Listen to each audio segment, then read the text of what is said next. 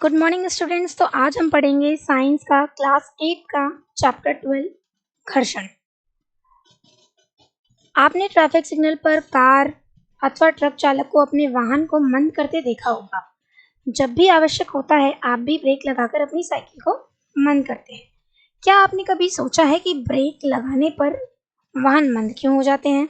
केवल वाहन ही नहीं, कोई भी वस्तु जो किसी अन्य वस्तु के पृष्ठ पर गति कर रही होती है उस स्थिति में मंद हो जाती है जब उस पर कोई बाहरी बल ना लगाया हो। अंततः वह रुक जाती है। क्या आपने फर्श पर लुढ़कती गेंद को कुछ समय पश्चात रुकते देखा है? केले के छिलके पर कदम पड़ते ही हम क्यों फिसल जाते हैं?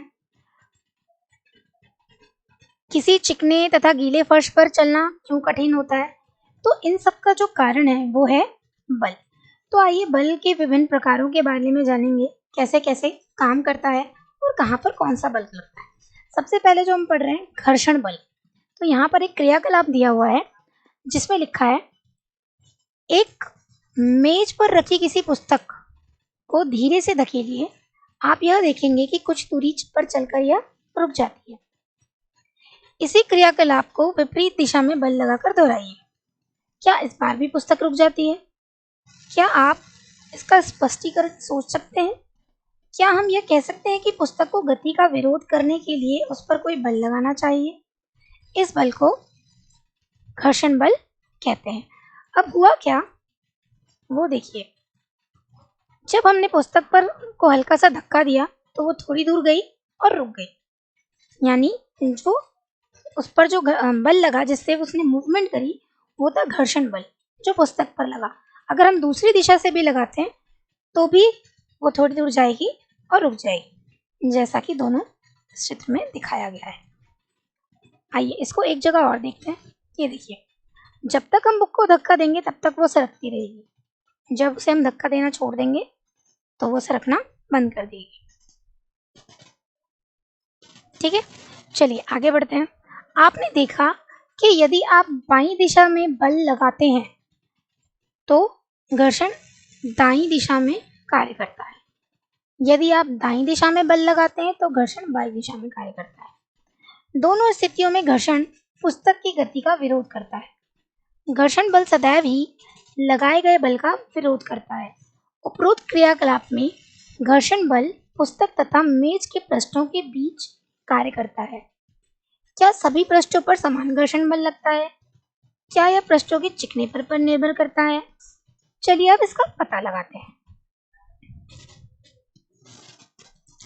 घर्षण को प्रभावित करने वाले कारक।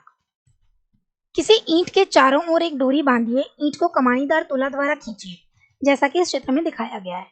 कमानीदार तुला कुछ इस तरह का होता है जिससे आप सिलेंडर वगैरह भी घर में तोलते हैं। घर में वेटिंग के लिए यूज किया जाता है, वेट करने के लिए किसी भी चीज का। इसी को हम कहते हैं कमानीदार तुला। इस पर एक डोरी बांधनी है और दूसरी तरफ ईंट को आपको लटकाना है, जैसे कि इस चित्र में दिखाया गया है।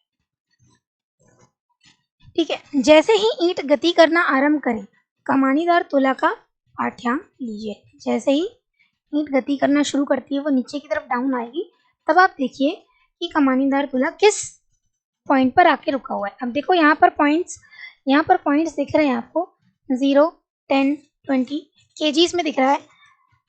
तो आप जब ईंट नीचे डाउन की तरफ आएगी तब आपको इसका वेट देखना है ग्राम्स में, ये कहाँ तक जाती है। अब ईंट पर पॉलीथिन का टुकड़ा लपेटिए।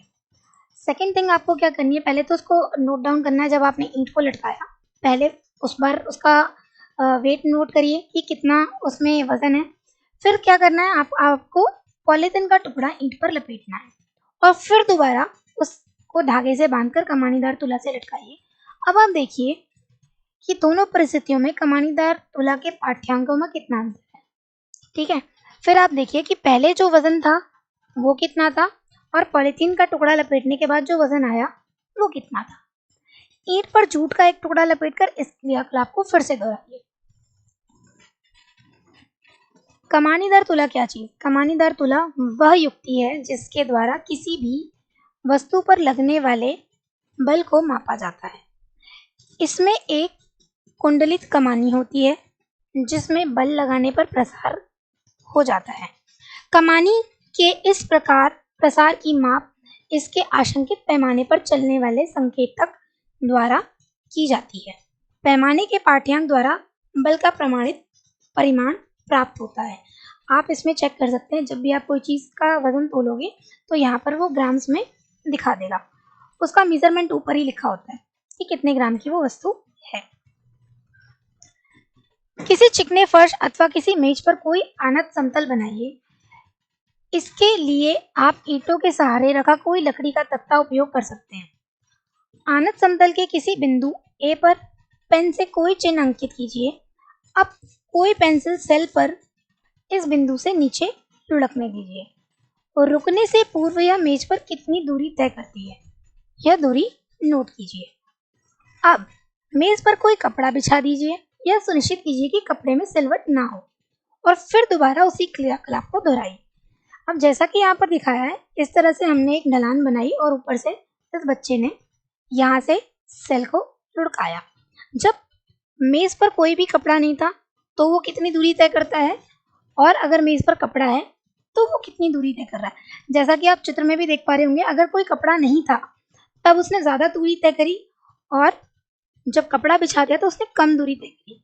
इससे क्या सिद्ध होता है? इससे ये पता चलता है कि जो समतल चीज़ है, अगर चिकनी जगह पर आप किसी भी चीज़ को लुढ़काएंगे तो वो दूर तक जाएगी, लेकिन अगर सरफेस जो है, आपका धरातल जो है वो बराबर नहीं है, समतल नहीं है, तो वो वस्तु कम दूरी तय करेगी। किस स्थिति में पेंसिल सेल द्वारा तय की गई दूरी सबसे कम है? सेल द्वारा हर बार तय की गई दूरियां भिन्न भिन्न क्यों होती हैं? इसका कारण जानने का प्रयास कीजिए। क्या सेल द्वारा चली गई दूरी जिस पृष्ठ पर वह चलता है उसकी प्रकृति पर निर्भर करती है? क्या पेंसिल सेल के पृष्ठ का चिकनापन भी चली गई दूरी को प्रभावित करता है? तो अभी मैंने इसको आपको एक्सप्लेन कर दिया कि जब अगर धरातल समतल नहीं होगा तो उसे दूरी कम तय करेगा। दूरी तय करने में उसे दिक्कत आएगी क्योंकि बल का फोर्स लगेगा वो उसको दूरी तय करने में से रोकेगा। अगर धरातल आपको समतल मिलेगा तो वस्तु ज़्यादा दूर तक जाएगी।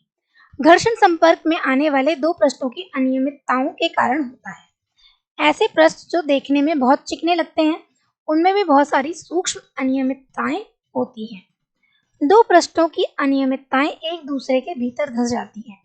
जब हम एक पृष्ठ पर दूसरे पृष्ठ को गति कराने का प्रयास करते हैं तो हमें अंतः बंधन यानी कि इंटरलॉकिंग पर पार पाने के लिए कुछ बल लगाना पड़ता है। खुरदरे रूक्ष पृष्ठों पर ये अनियमितताएं अधिक संख्या में होती है। अतः यदि पृष्ठ रूक्ष हो तो घर्षण बल अधिक होगा। हमने यह सीखा कि दो पृष्ठों के बीच अनियमितताओं के अंतःबंधन के कारण घर्षण होता है। स्पष्ट है कि यदि पृष्ठों को बलपूर्वक दबाएं तो घर्षण में वृद्धि हो जाएगी। अगर हम बल ज़्यादा लगाएंगे तो घर्षण भी ज़्यादा होगा। इसका अनुभव आप किसी चटाई को उस समय खींचकर कर सकते हैं जब उस पर कोई व्यक्ति नहीं बैठा है तथा जब कोई व्यक्ति उस पर बैठा हो। दोनों तरह से आप उसको खींचकर देखिए तो आपको पता चल जाएगा कि कब आपका बल ज़्यादा लग रहा है। बॉक्स को गतिमान रखने के लिए लगातार धकेलना पड़ता है। अगर आप धक्का लगाना बंद कर देंगे तो बॉक्स गति करना बंद कर देगा। आपने उस अनुभव को याद कीजिए जब पिछली बार आपने किसी भारी बॉक्स को एक स्थान से दूसरे स्थान पर सरकाया था, जैसा कि यहाँ 12.6 में दिखाया गया है।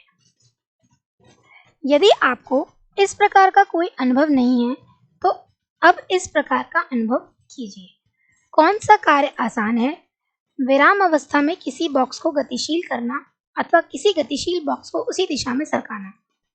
किसी रुकी हुई वस्तु को विराम से गति प्रारंभ करने की स्थिति में घर्षण पर पार पाने के लिए वस्तु पर लगाया जाने वाला बल स्थैतिक घर्षण की माप होती है। इसके विपरीत किसी वस्तु को उसी चाल से गतिशील रखने के लिए आवश्यक बल उसके सर्पी घर्षण की माप होती है। जब बॉक्स सरकना आरंभ कर देता है तो उसके पृष्ठ के संपर्क बिंदुओं को उतना समय नहीं मिल पाता कि वह फर्श के संपर्क बिंदुओं में धंस सके। अतः सर्पी घर्षण स्थैतिक घर्षण से कुछ कम होता है। सर्पिक घर्षण का मतलब जो चीज सरक रही है, स्थैतिक घर्षण का मतलब जो रुका हुआ है। इसीलिए किसी बॉक्स की गति आरंभ करने की अपेक्षा पहले से ही गतिमान बॉक्स की गति बनाए रखना सरल होता है। अगर कोई बॉक्स रुका हुआ एक जगह पर है, आप उसे धक्का लगाएंगे तो आपको ज्यादा बल लगाना पड़ेगा, लेकिन अगर वो ऑलरेडी सरक रहा है तब आप उस पर धक्का लगाएंगे तो आपको बल कम लगाना पड़ेगा।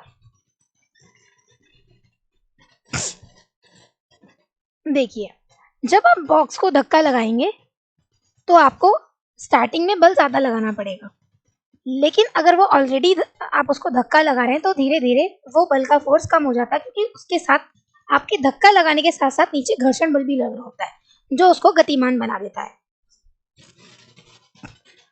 घर्षण हानिकारक परंतु अनिवार्य। अब अपने कुछ अनुभवों को याद कीजिए। किसी कांच के ग्लास अथवा किसी कुल्हड़ में से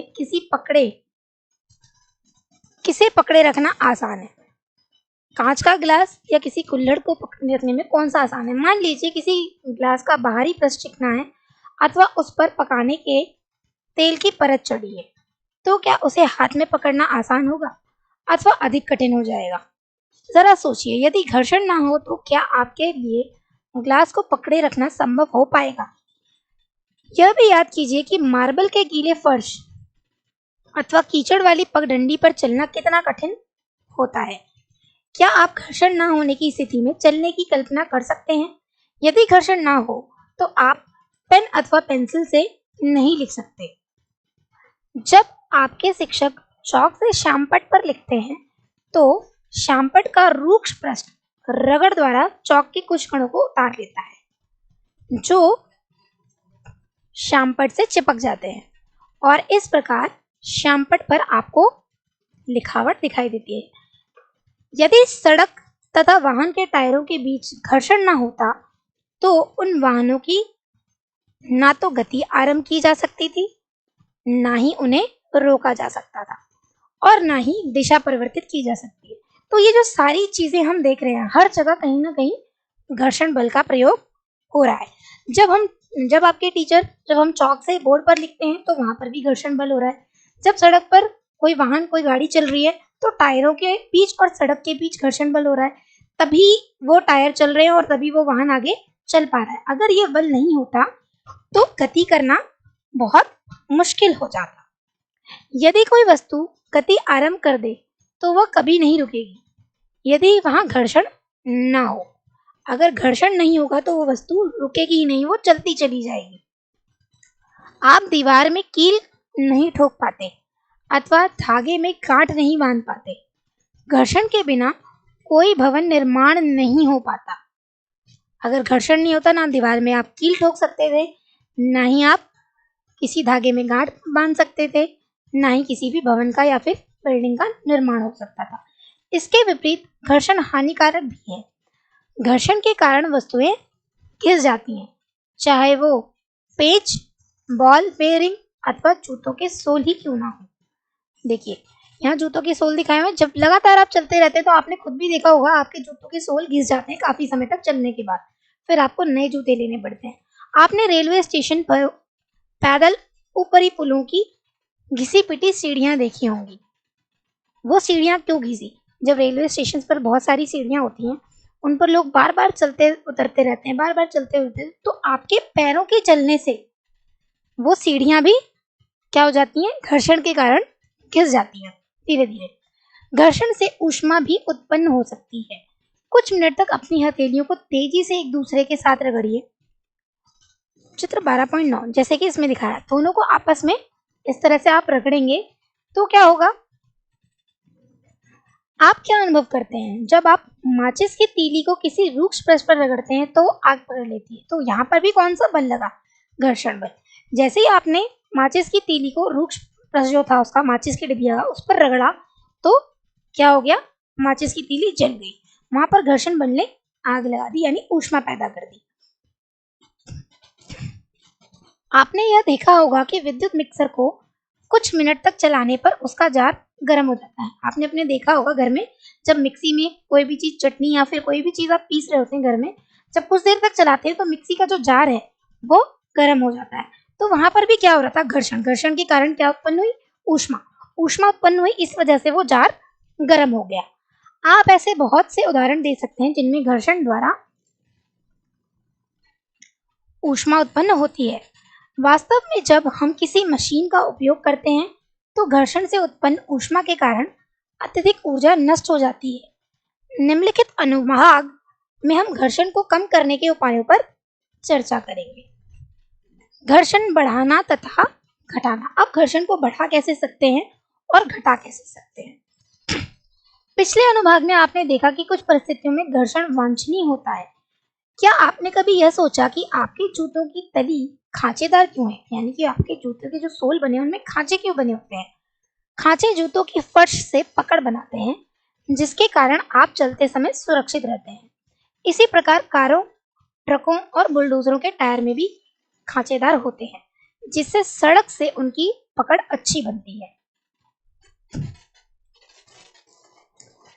स्वचालित वाहनों तथा साइकिलों की ब्रेक प्रणालियों में ब्रेक पैडों पर का उपयोग करके हम जानबूझकर घर्षण में वृद्धि करते हैं।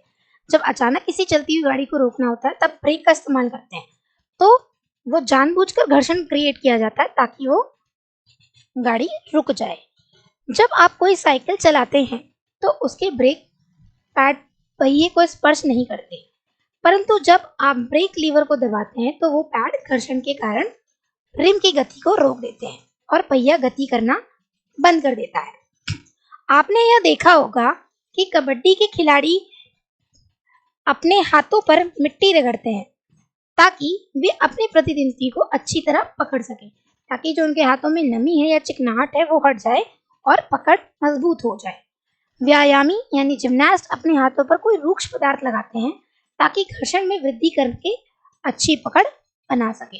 आपने देखा होगा जिम्नास्टिक करने वाले जो पोल्स पर जिम्नास्टिक करते हैं या कुछ करते हैं, वो करने से पहले अपने हाथों में कुछ पाउडर जैसी चीज लगाते हैं, तो वो भी रूक्ष पदार्थ है ताकि उनकी पकड़ उस पाइप पर या जिम्नास्टिक वो जिस भी चीज पर कर रहे हैं उस पर अच्छे से बन जाए। यद्यपि कुछ स्थितियां में घर्षण अवांछनीय होता है, अतः हम उसे कम करना चाहेंगे। कैरम बोर्ड पर आप महीन पाउडर क्यों छिड़कते हैं।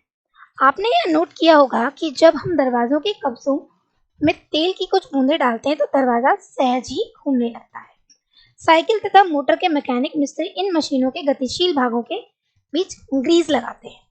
उपरोक्त सभी परिस्थितियों में हम दक्षता में वृद्धि के लिए घर्षण को कम करते हैं।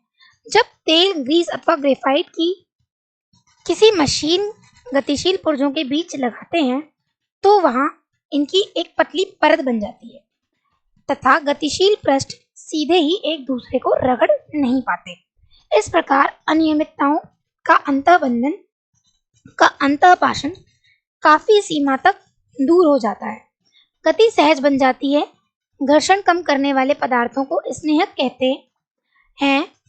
कुछ मशीनों में स्नेहक के रूप में तेल का उपयोग न करने की सलाह दी जाती है। वहां पर घर्षण कम करने के लिए गतिशील पुर्जों के बीच वायु की गद्दी का उपयोग किया जाता है, जैसे कि यहाँ पर आपको इस चित्र में दिखा है। एक पहली सतह ये थी, दूसरी ये थी और ये चिकनाहट थी, तो इसके बीच में स्नेहक लगा दिया गया। उसी की वजह से इनमें घर्षण बढ़ गया।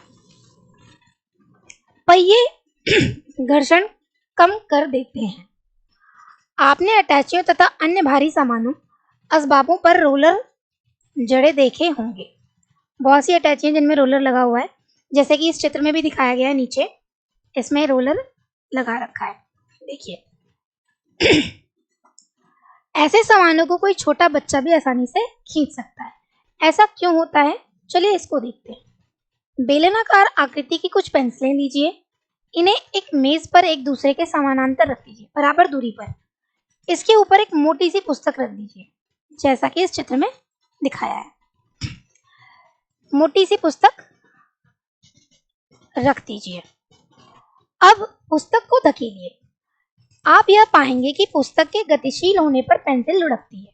जैसे ही आप पुस्तक को धक्का देंगे तो पेंसिल भी धीरे धीरे लुढ़कना शुरू कर देगी। पेंसिल की इस प्रकृति को गति को लोटनिक गति कहते हैं। क्या आप यह अनुभव करते हैं कि पुस्तक को सरकाने की तुलना में इस प्रकार गतिशील कराने से घर्षण कम हो गया है?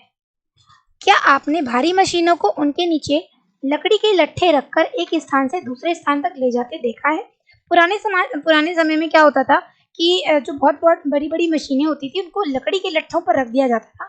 लकड़ी के गोल लट्ठों को पर रख देते थे, उसके बाद लकड़ी के लट्ठों को सरकाते थे और तब वो मशीन एक जगह से दूसरी जगह ट्रैवल कर लेती थी। जब एक वस्तु किसी दूसरी वस्तु के पृष्ठ पर लुढ़कती है तो उसकी गति के प्रतिरोध को लोटनिक घर्षण कहते हैं। इस तरह से जो वस्तु किसी दूसरी वस्तु के ऊपर रखकर लुढ़काई जाती है उसको कहते हैं लोटनिक घर्षण। लोटन घर्षण कम कर देता है। किसी वस्तु को दूसरी वस्तु पर सरकने की तुलना में लोटन करना सदैव आसान होता है। यही कारण है कि रोलर जड़ा सामान खींचना सुविधाजनक होता है। क्या आप यह समझ सकते हैं कि पहिए के आविष्कार को मानव जाति में महानतम खोजों में क्यों गिना जाता है? क्योंकि अगर पहिया नहीं होता तो वो पहिया अलग अलग चीजों पर नहीं लगता और चीजें एक जगह से दूसरी जगह पहुंचाना बहुत मुश्किल हो जाता, क्योंकि लोटनिक घर्षण सर्पी घर्षण से कम होता है। इसलिए अधिकांश मशीनों में सर्पण को बाल बेयरिंग के उपयोग द्वारा लोटन में प्रतिस्थापित किया जाता है। छत के पंखों पर तथा साइकिलों में धुरी तथा नाभि हब के बीच बॉल बेयरिंग का उपयोग इसके सामान्यतः उदाहरण है। जो हमारे सीलिंग फैन लगे होते हैं उनमें भी बॉल बेयरिंग लगाई जाती है कुछ इस तरह की, जिसकी वजह से पंखा घूमता है। ठीक है, चलिए आगे बढ़ते हैं। तरल घर्षण। अब तरल घर्षण कैसा होता है? आप जानते हैं कि वायु अत्यंत हल्की अथवा विरल होती है, फिर भी इससे होकर गति करने वाली वस्तुओं पर वायु घर्षण बल लगाती है। इसी प्रकार जल तथा अन्य द्रव भी इनसे होकर गति करने वाली वस्तुओं पर घर्षण बल लगाते हैं। विज्ञान में गैसों तथा द्रवों को एक ही नाम तरल दिया गया है, अतः हम कह सकते हैं कि तरल इनसे होकर गति करने वाली वस्तुओं पर घर्षण लगाते हैं। तरलों द्वारा लगाए गए घर्षण बल को कर्षण भी कहते हैं। किसी तरल पर लगने वाले घर्षण बल उसकी तरल के सापेक्ष गति पर निर्भर करता है। घर्षण बल वस्तु की आकृति तथा तरल की प्रकृति पर भी निर्भर करता है। स्पष्ट है कि जब वस्तुएं किसी तरल में गति करती हैं तो उन्हें उन पर लगे घर्षण बल पर पार पाना होता है। इस प्रक्रिया में उनकी ऊर्जा का क्षय होता है। जब घर्षण लगता है, अब आप बल लगाते हैं किसी चीज पर, तो जो भी ऊर्जा है वो आपकी घटने लगती है। अतः घर्षण को कम से कम करने के लिए प्रयास किए जाते हैं। अतः वस्तुओं को विशिष्ट आकृतियां दी जाती हैं। आपके विचार से वैज्ञानिकों को इन विशिष्ट आकृतियों के बारे में कहां से संकेत प्राप्त होते हैं? वास्तव में उन्हें ये संकेत प्रकृति से मिलते हैं। पक्षी तथा मछलियां तरल में गति करते हैं। पक्षी हवा में उड़ते हैं, उसे भी तरल माना गया है, और मछलियां पानी में तैरती हैं, उसे भी तरल माना गया है। तो उनके शरीर का विकास इस प्रकार हुआ होगा कि तरल में गति करते समय घर्षण पर पार पाने में उनकी ऊर्जा का क्षय कैसा हो? यथासंभव कम हो। तो उन्हीं जीवों को देखकर अंदाजा लगाया गया कि उनकी शेप, उनकी आकृति जिस तरह से थी उसी तरह से वायुयान की आकृति बनाई गई, ताकि पक्षियों की आकृति को देखकर पक्षियों के 2 पंख, वायुयान के 2 पंख बनाए गए, सेम टू सेम, काफी हद तक मैच करते हुए, ताकि वायुयान आसानी से हवा में उड़ सके। और जो शिप्स बनाई गई पानी में तैरने के लिए, उनकी शेप दी गई मछलियों के आकार की, ताकि वो शिप्स उसमें तैर सके। पानी के अंदर तैरने के लिए जो पनडुब्बियां बनाई गई हैं, उनकी आकृति काफी हद तक फिश से, मछलियों से मैच करती है। तो आपने इन आकृतियों के बारे में कक्षा 6 में अध्ययन किया ही था। वायुयान की आकृति को सावधानी पूर्वक देखिए। क्या आप इसकी आकृति पर किसी पक्षी की आकृति में कोई समानता पाते हैं? वास्तव में सभी वाहनों के डिजाइन इस प्रकार बनाए जाते हैं कि तरल घर्षण कम हो जाए। ठीक है, चलिए कुछ इंपॉर्टेंट वर्ड्स हैं, अब हम एक बार रिवाइज कर लेते हैं इस चैप्टर में हमने क्या क्या सीखा। घर्षण संपर्क में रखे दो पृष्ठों के बीच सापेक्ष गति का विरोध करता है। दो जो वस्तुएं होती हैं, दो पृष्ठ होते हैं, उनके बीच जो घर्षण हो रहा है वो सापेक्ष गति का विरोध करता है या दोनों पृष्ठों पर कार्य करता है। दोनों पृष्ठों पर कार्य करेगा। घर्षण संपर्क के दो पृष्ठों की प्रकृति पर निर्भर करता है। दिए गए पृष्ठों के युगल के लिए घर्षण इन पृष्ठों के चिकनेपन की अवस्था पर निर्भर करता है। घर्षण इस बात पर भी निर्भर करता है कि दो पृष्ठ एक दूसरे को कितने बलपूर्वक दबाते हैं। स्थैतिक घर्षण तब कार्य करना आरंभ करता है जब हम किसी वस्तु को उसकी विराम की स्थिति से गति की स्थिति में लाने का प्रयास करते हैं। यानी जब कोई रुकी हुई वस्तु को हम सरकाते हैं, मूव करते हैं, तो स्थैतिक घर्षण कार्य करता है। सर्पी घर्षण तब कार्य करना आरंभ करता है जब कोई वस्तु किसी अन्य वस्तु पर सर्पी गति करती है। जब कोई वस्तु किसी अन्य वस्तु पर रखी हो और जब वो मूव कर रही हो तब सर्पी घर्षण कार्य करता है। सर्पी घर्षण स्थैतिक घर्षण से कम होता है। घर्षण हमारे बहुत से क्रियाकलापों के लिए महत्वपूर्ण होता है। किसी पृष्ठ को रूक्ष बनाकर घर्षण बढ़ाया जा सकता है। जूतों की तली तथा वाहनों के टायर घर्षण बढ़ाने के लिए खांचेदार बनाए जाते हैं। कभी कभी घर्षण अवांछनीय होते हैं। स्नेहक लगाकर घर्षण को कम किया जा सकता है। जब कोई वस्तु किसी अन्य वस्तु पर लोटन करती है तो लोटनिक घर्षण कार्य करना आरंभ करता है। लोटनिक घर्षण सर्पी घर्षण की अपेक्षा कम होता है। कई मशीनों में बॉल बेयरिंग का उपयोग करके घर्षण को कम किया जाता है। तरल में गति करने वाली वस्तु की उचित आकृति प्रदान करके घर्षण बल को कम किया जाता है। लोटनिक घर्षण का एक एग्जाम्पल मैं आपको अभी भी दिखा सकती हूँ। चलिए वो हम देखते हैं। किसी वस्तु पर रखकर दूसरी वस्तु पर उसे मूव करना। ये देखिए, ढलान बनाई और उस पर हमने उस दूसरी वस्तु को रखा। अब जो इस पर बल लग रहा है वो लोटनिक घर्षण है। ठीक है, तो आई होप आपको ये चैप्टर अच्छे से समझ आ गया होगा। अब आप इस चैप्टर को समझिए और इसमें दिए हुए इंपॉर्टेंट पॉइंट्स को आप याद करिए। चलिए मिलेंगे हम नेक्स्ट वीडियो में नेक्स्ट चैप्टर के साथ। तब तक के लिए बाय बाय।